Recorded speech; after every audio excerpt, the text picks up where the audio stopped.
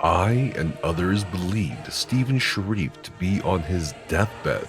At that time, his husband John Moore tearfully asked if Intrepid would finish Ashes of Creation in Mr. Sharif's honor in the event he passed away. We communicated to the board that we needed more time to develop the game, but they did not seem to care. I attended a call with the board where they directed me to fire 125 Intrepid employees by 5 p.m. The board also communicated that Intrepid would not be paying PTO or severance. Mr. Bartels told me to stop citing laws and to fire employees as instructed. I understood from Mr. Sharif that Mr. Karamanis threatened physical violence against Mr. Sharif, including threatening to break his jaw. I, Steven Sharif, approved extraordinary, one-sided concessions to Mr. Dawson, including providing 10% of the company for $10. After deciding to lay everyone off, Dawson mentioned that he needed to leave because he and his friends were heading out on a private jet to Cabo for the weekend. These are just some of the statements you'll be hearing from a few investors and former Intrepid Studios executives who have remained very quiet as public speculation and litigation continued for the past several months. In a highly unusual 400-page motion for a receiver filed through the Federal Court of California, former Intrepid Studios CEO Steven Sharif shared his side of the story, portraying the board of Intrepid Studios that no one ever knew existed as a shadowy mafioso apparatus that was hell-bent on ruining Ashes of Creation, laying off employees in extremely shady ways, and even going after Steven and his husband, John Moore, to pressure them into signing things that they didn't want to sign. Remarkably, Steven Sharif even alleges, without an exhibit, that Rob Dawson gave Steven and John a predatory mortgage rate, increasing their previous 6% to 10% rate, and used that mortgage as leverage against the couple. A lot of the important allegations from Steven himself include the claim that Jason Karamanis, who's now well known for being the first investor to release text messages and documents exchanged with Steven, is a violent individual with multiple prior arrests, including a conviction that would act as Robert Dawson's enforcer to threaten and coerce Steven into doing things. I went to jail for one night because it was actually 6 hours. I'm a guy that goes and threatens people. No, I wouldn't threaten him.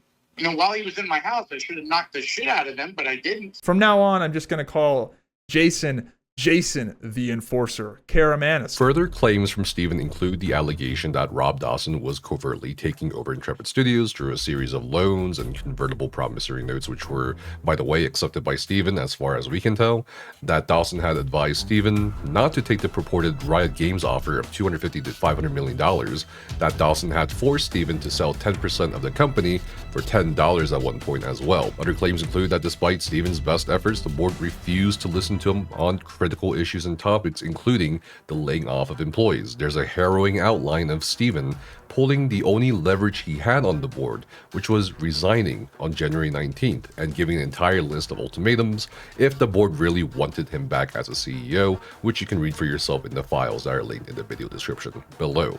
Now we have other potential witnesses backing up Steven's story by making legal declarations that they believe to be true under penalty of perjury. It is worth noting here that some of the statements the declarations do make could be considered hearsay. For example, Person A was told by Person B that an event happened when Person A wasn't there, and that Person A was made aware of what that event exactly was after Person B told him about it. A couple of these individuals offering support to Steven Sharif in these declarations, like Jason Zimmerman, have been named in a different lawsuit filed by the board in the state courts of Nevada as agents of Steven Sharif, so it's not a big surprise to see them here in the Californian court trying to make their voices heard. What's worth noting is at least one employee I've talked to had expressed suspicions about the directors or executives resigning, and then perhaps actually knowing that there was a board, so perhaps their mention in the Nevada lawsuit could have been based on them being the few former employees to know of the board's existence a little earlier on than before other employees did. The story starts with Bryan Langford, the former executive producer and head of studio at Intrepid Studios. Bryan testifies that Steven started including him and former director of production Jacob Beucler in discussions on how to keep Intrepid financially viable. Back in September 2025, Bryan claims that Steven had suffered a severe health emergency so bad that those by his bedside believed he was actually going to die.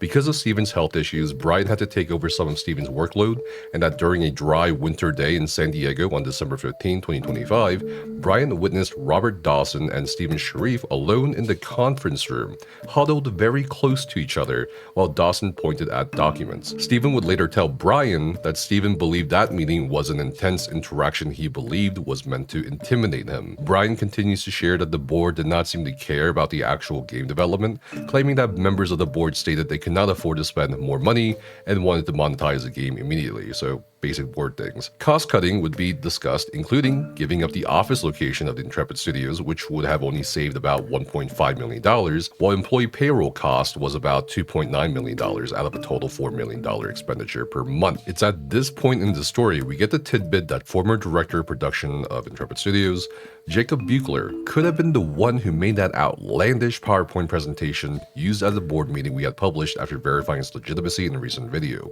Jacob Beucler himself states in his declaration that he was the one who provided the board with a detailed PowerPoint presentation outlining proposals in regard to staff reductions, game development, and the general strategy to keep Intrepid Studios afloat. That PowerPoint presentation, if it's the same one, has a gun icon next to the employee layoffs and also mentions the lack of PTO or severance. Interestingly enough, we still don't have a solid confirmation of which board meeting the mentioned PowerPoint presentation was used for. Apparently, all Steven and company's efforts, though, were for naught, as the board asked Bryan Langford to lay off 125 employees by 5 p.m. on New Year's Eve 2025, which to many of us is rather unreasonable. But what's even more shady is that the board members wanted to skirt labor laws and not pay out PTO or severance to the people being laid off. A relevant exhibit shared in the court documents shows a part of an email chain from Aaron Bartels that says the following: "I do not believe we should pay severance nor PTO. These are bottom performers who have already been paid more than they deserve. We don't owe them more. If they want to make noise in market, they will anyway as we're fired. Who listens to a poor performer who gets whacked? Any suit against us will be against the old entity that will have no value in a week. So unless Sam thinks we have an obligation or exposure, let's not pay either. There is no value in using good cash to pay this. If we can find $90,000, let's spend it on marketing. We'll generate $180,000 or 6,000 new players. When we turn on subscriptions, we'll be worth $120,000 a month. Conservative valuation, multiple of 10 times, says this makes us $1.2 million. Our fiduciary duty as a board says we owe our investors this better allocation of capital if we got $80,000 laying around. Smiley face. Thanks, Aaron Bartels." Just a sort of adding context here, when he says Sam, I'm assuming that is referring to Sam Schwartz, a lawyer that has been representing Robert Dawson in court. Bryan objected to the Ward Act violation, naming board member Teresa Fett as a specific person who seemed knowledgeable about the Ward Act, which told Bryan that the board members did know what they were proposing could be legally problematic, but had hoped Bryan was stupid enough to not know and perhaps be a sock puppet, if you will, for the board to blame later on for the layoffs. Bryan claims he contacted Steven Sharif after this meeting. Jacob Beucler also stated Steven contacted him about the plan to lay off 100 employees over the holidays, to which Jacob replied that this would be unethical, likely illegal, and would be devastating to Steven's reputation. Former director of IT at Intrepid, Jason Zimmerman, corroborates in a separate legal declaration that Robert Dawson had instructed Intrepid to terminate 100 out of 227 Intrepid employees without paying final wages, accrued PTO, or severance. Jason also states that the layoffs were supposed to happen on December 31st, 2025. Apparently, Steven managed to convince the board to delay the layoffs until after people returned to the office, although Jacob Beucler recounts that at a meeting around New Year's Eve 2025, the board demanded on a phone call that 46 or 47 employees be laid off that same day, a number which Jacob thinks was deliberately said to circumvent Ward Act obligations of a layoff of 50 or more people. 3 meetings between January 1st and January 24th, 2026 would involve Bryan's participation, during which he was told repeatedly to fire substantial numbers of people and that he was even told to stop worrying about the law. Perhaps one of the more damning allegations is that in a meeting between him, Aaron Bartels, Doug Bartels, and Jacob Beucler, Bryan Langford was offered by Aaron Bartels that if he played good with the board, they would consider paying out employees' PTO in cash, but if Bryan continued to protest, Aaron would not know what happens to the employees' PTO. Bryan expresses he was emotionally crushed with about 200 people's lives on his conscience, saying he was in tears as he discussed the meeting's details with his fiancée, later telling Steven he wanted to quit. Jason Zimmerman shares that at the board's instruction, he and the other directors began moving Intrepid's infrastructure to a data center, minimized SaaS expenses, and made plans to lay off employees while moving everyone else to remote work. Jason states he spent more than 370 hours doing everything he could to keep the studio functional.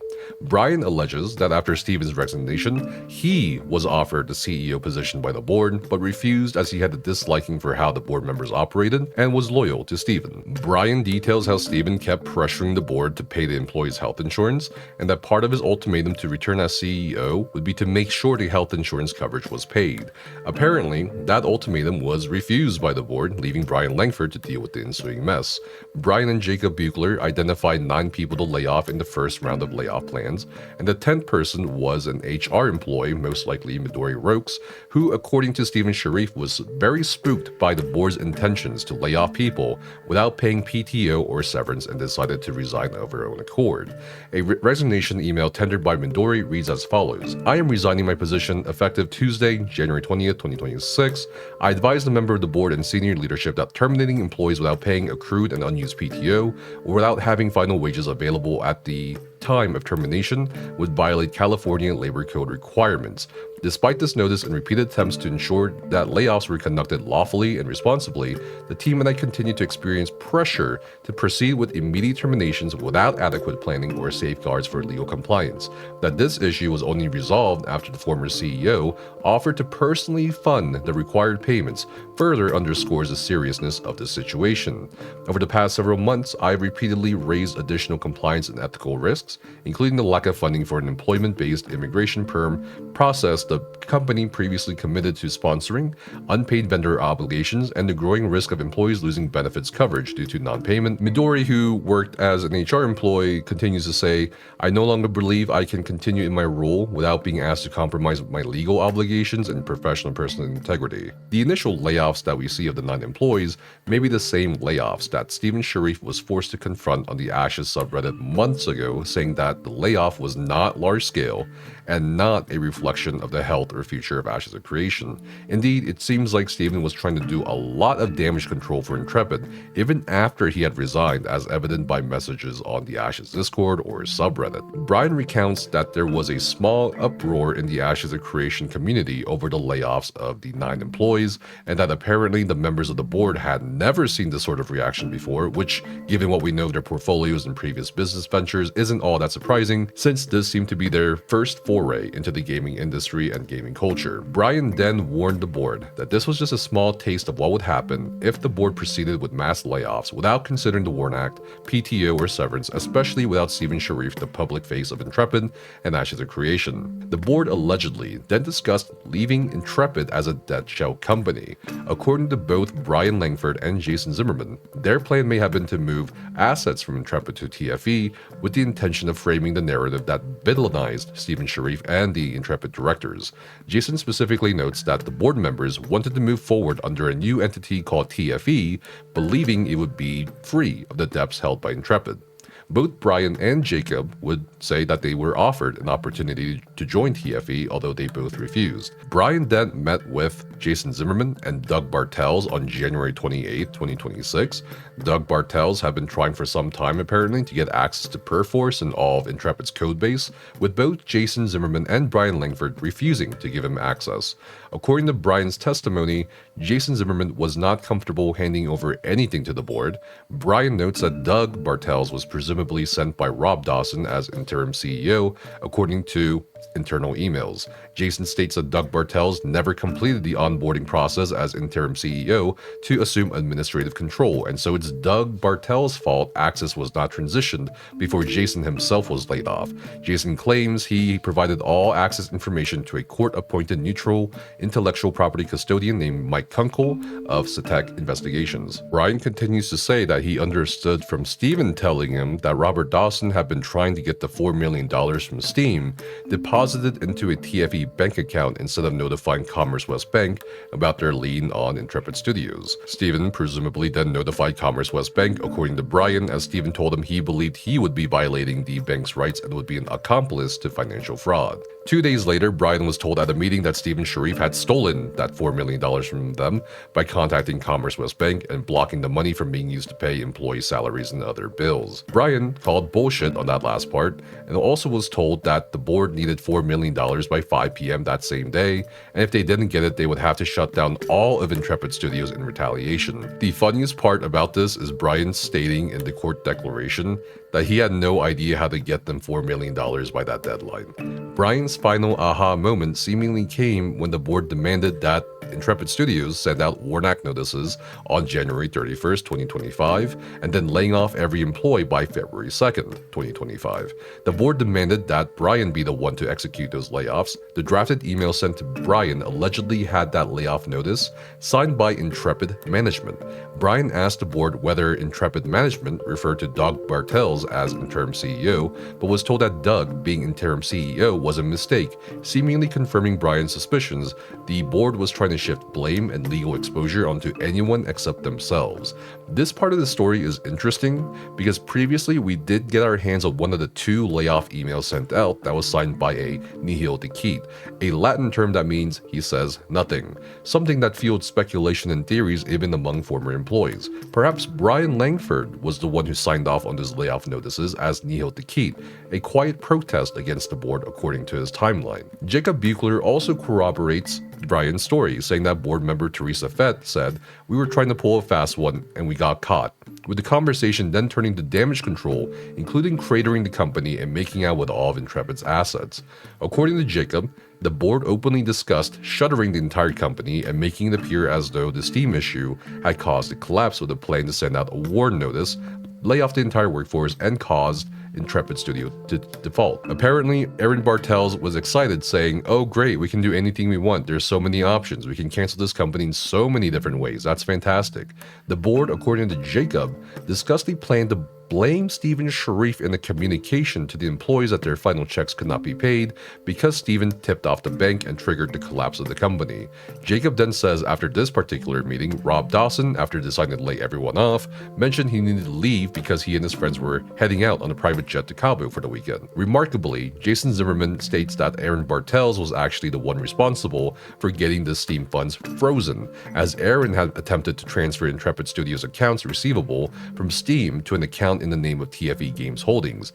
Jason claims that neither Aaron Bartels nor TFE were authorized in the Steam account, which led to Valve actually being the one to freeze the funds before the bank seemingly got more involved. Interestingly, at the end of the story, Bryan states that the board's plan was to outsource the development of Ashes of Creation to Amber, a Philippines-based development company, at least initially, until they later decided to outsource development to Companion Group, a notable name in the Intrepid Studios general ledger we have also published for the public's viewing in a recent video. So these were the words of the 3 former Intrepid directors or executive level people that are now corroborating Steven's side of the story that covers the final days of Intrepid. I think their perspectives are worth sharing here, considering that they also seem to be in the same boat as the other employees, with Jason Zimmerman even saying that he has joined the WARN Act lawsuit filed by other employees trying to get his final wages, PTO, and severance. What's just as interesting to share here is that there now also seems to be infighting between the board and other investors that had dumped their money into Ashes of Creation. Declarations have been made by Karen Boreyko, who was unfairly demonized in the early days when nobody knew what was going on, as her name appeared on a loan in public records taken out by Intrepid Studio. Notably, Karen has filed follow-up declarations alleging Jason, the enforcer, Karamanis, who's not involved in this lawsuit. That evening, I was on a phone call with my brother, Benson K. Boreyko, when he received another call from Jason Karamanis. Mr. Boreyko ended our call to speak with Mr. Karamanis and promptly called me back afterwards. He told me that Mr. Karamanis had ranted to him and was very angry that I had submitted a declaration in support of plaintiff Steven Sharif. Mr. Boreyko said that Mr. Karamanis had used very vulgar language, calling me a lying cunt. This language from Mr. Karamanis has caused me severe stress and intimidation. We also have Zac Schuster, who hasn't been prominent as of yet in this Ashes debacle, also declaring that he is an investor or creditor for Intrepid Studios. Both Karen and Zac seem rather miffed by the board's attempt to foreclose on Intrepid Studios, basically making all of their investments up until that point null and void. They both seem rather annoyed, understandably so, by the fact that the board wanted investors to put up an additional 25% of their previous investment or loan for their investments to be moved over to TFE, rather than languish in Intrepid for nothing. Karen Boreyko in her declaration remarks this announcement came as a surprise to her because it was her understanding that there was sufficient capital to complete the game on its planned timeline. This seems to signify she may not have been in the know, unlike the board and a few of the aforementioned individuals, as she continues to wonder why a foreclosure is necessary if the company still had some runway to continue operations. One last quick yes/no answer, one-word answer that the community wants to know. Here we go. Are we completely out of money? Are we broke, Dad? No, we're not broke. We're not broke, chat. You heard it here first. We're still going. Everything's fine. The wheels haven't fallen off yet, boys. You heard it here first. Karen then states Steven Sharif reached out to her saying he was opposed to the board's decision and that he was visibly emotional and distressed about the impact of layoffs. Zac Schuster tells a similar story, although he gives a bit more of a background on how he knows Tom Alkazin and Steven Sharif, the former being a longtime mentor and a second father to Zac. Zac's story as an investor is that he was told about Ashes of Creation being an investment opportunity for family and friends, and that he was confident about his $400,000 plus investment because Steven Sharif is very creative and Zac considers him to be one of the smartest people he knows. Zac relays that he was told by Steven that the board weaponized Steven's empathy and that Jason, the enforcer, Karamanis, had threatened both Steven and his husband, John Moore. It also seems Zac Schuster is a fan of our YouTube channel, saying that Jason Karamanis' erratic behavior was shown in online live streams, aligning with what Steven has told Zac about Jason. Both Zac and Karen seem for the most part financially motivated in their participation through the court, as Zac says himself, his $400,000 plus investment and the 5 years of contractual interest would simply disappear if he couldn't afford to or desire to invest another 25% of his principal. It's worth mentioning here, Zac stated that investors were offered to do one-on-one discussions with board members, but his follow-up call was very vague and hasty, with no further information given by the board until it was too late and a foreclosure was happening. Zac adds to Karen's speculation that Intrepid seemed to have enough money and that the board had presented financial projections for completing the game and reaching a targeted date in September 2026 without a foreclosure, but that the board still required approximately $13 to $15 million in reaching a fundraising goal to cover expenses until September 2026, a date corroborated once again by the PowerPoint presentation we had published. In this video, as given to us by one of our sources, Jason Karamanis, we can share a part of the agreements both Karen Boreyko and Zac Schuster made in the past with Steven Sharif and Intrepid Studios in regards to their convertible promissory notes and loans. In his declaration, Tom Alkazin says he was the earliest investor, which is shown by the Intrepid Studios general ledger that we faked apparently, and that he is a close childhood friend of Steven Sharif. Describing Steven's keen intelligence and creative vision, Tom and his wife Bethany Alkazin felt confident enough to invest into Ashes of Creation.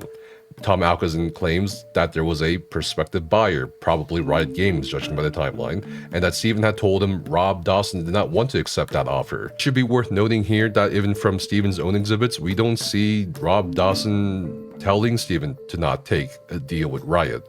In fact, he seems pretty open to discussing it. Tom continues to say that he believes Rob Dawson and Jason Karamanis got too greedy for their own good and devised a plan for Rob Dawson to take over Intrepid after they realized how much Intrepid was apparently worth. Tom then says Steven told him that Rob Dawson threatened to stop funding, stop payroll, and that he would send Jason the Enforcer Karamanis to physically harm Steven, like breaking his jaw, if he did not comply with Rob's demands. Apparently, Steven told Tom that Jason sent text messages threatening that he and Rob would destroy the company in 2023 if Steven didn't do what they wanted. Tom also claims that Jason sent him threatening text messages in February 2026 when Intrepid Studios assumingly imploded. Tom also summarizes his interactions with Jason, the enforcer, Karamanis, someone who is trying to manipulate Tom into being his pawn, to use his close relationship with Steven to coerce him into doing what the board and Jason wanted. Steven continued reporting the situation at Intrepid Studios to Tom Alkazin apparently, saying that he was trying to keep the peace with Rob Dawson and that he was trying to protect the employees at the same time. Tom corroborates both Karen and Zac's declarations in stating that yes, there was an investor Zoom call where everyone was told about the 25% call for capital, which apparently shocked every single investor. As a result, Tom Alkazin is alleging possible legal violations, as he and other shareholders were never consulted about the Article 9 foreclosure, which was deemed by the Californian judge as problematic in the March hearing, but let go after it was reversed in the April hearing. Interestingly, Tom opines at the end of his declaration that he viewed the reversal of said foreclosure akin to that of robbing a jewelry store and then running back to put all of the stolen goods in place. This appeared to me as an admission of guilt. So you might be asking yourself, after being told their side of the story, how did the Honorable United States District Judge Linda Lopez respond to these declarations, exhibits, and allegations in a 400-page motion for expediting a receiver? Well, she sounds pretty annoyed, and I would be too if I was a judge and had to watch a Nefes QS video where I'm 6'7"ing as Jason calls in to rant about Karen Boreyko or whoever else, after being forced to read an impressive 400 pages of legal documents. The judge's response on 420 states, "The court does not find plaintiff has produced evidence showing that plaintiff's cause will be irreparably prejudiced if the underlying motion is heard according to the regular schedule for noticed motions. Accordingly, the court denies plaintiff's ex parte motion for an order shortening time of plaintiff's motion for receiver. Additionally, without making any findings on the merits of plaintiff's motion for a receiver, the court orders the parties to further meet and confer in person or by video conference on the issue of a receiver on or before April 27, 2026, in a good faith effort to resolve this as expeditiously as possible. If, for instance, the parties can reach a compromise on the role of a potential receiver, for example, to oversee an Article 9 sale, this would be more efficient for the parties and the court. The parties may reach out to the court if they feel a magistrate judge could provide assistance in this regard. It is so ordered." I think the biggest takeaway from yet another legal loss for Steven Sharif here is that the judge says that the parties are ordered to meet and confer in person or by video conference, seemingly showing that she's not even remotely worried about all these allegations pertaining to threats of physical violence or otherwise, which caused him to question if that 400-page legal maneuver Steven and his legal representation made was even worth anything. It's also notable that the judge mentions that an Article 9 sale could be possible and that there could be no issues as long as they don't go about the way they did it the first time. So what's next? Well, we covered the declarations, and as promised, we're going to cover all the important aspects of this 400-page filing. So, in the meantime, to support our coverage of this and other stories, please consider subscribing to the channel. And I hope you have a nice day.